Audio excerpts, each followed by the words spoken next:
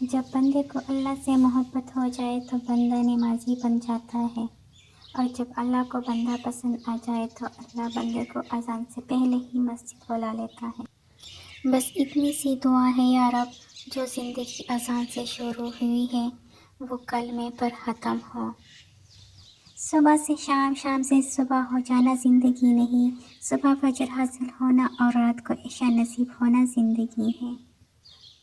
ہمیشہ ایسی شخص کو چنا کرو جو آپ کو عزت دے، کیونکہ عزت محبت سے کہیں زیادہ خاص ہے۔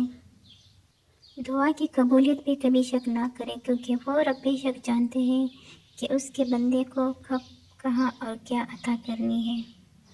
خوش قسمت ہے وہ انسان جس کے لیے کوئی روئے، بد قسمت ہے وہ شخص جس کی وجہ سے کوئی روئے۔ نماز کی پابندی نصیب والوں کو نصیب ہوتی ہے۔ اے میرے پالنے والے، مجھے نماز کا پابند بنائے رکھ۔ دیکھنے میں تو سب خوش نظر آتے ہیں، لیکن دلوں کے راز تو صرف اللہ ہی جانتا ہے۔ مجھے میری خوشی سے زیادہ تیری رضا ضروری ہے، جو میرے حق میں بہتر ہو بس وہی عطا فرما۔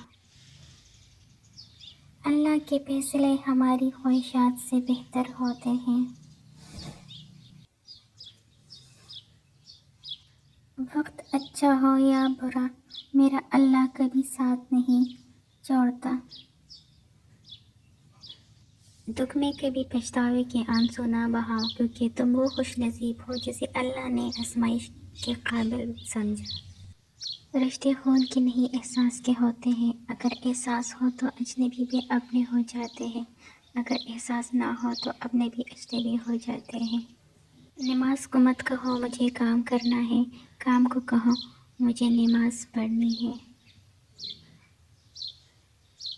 تم میں سے بہترین وہ ہے جو خود قرآن سیکھے اور دوسروں کو سکھائے۔ زندگی کے محفل میں جب صبر آتا ہے تو بے شمار گناہ اٹھ کے چلے جاتے ہیں۔ نہ اپنوں سے کھلتا ہے نہ غیروں سے کھلتا ہے یہ جنت کا دروازہ، یہ صرف میری ماں کے پیروں سے کھلتا ہے۔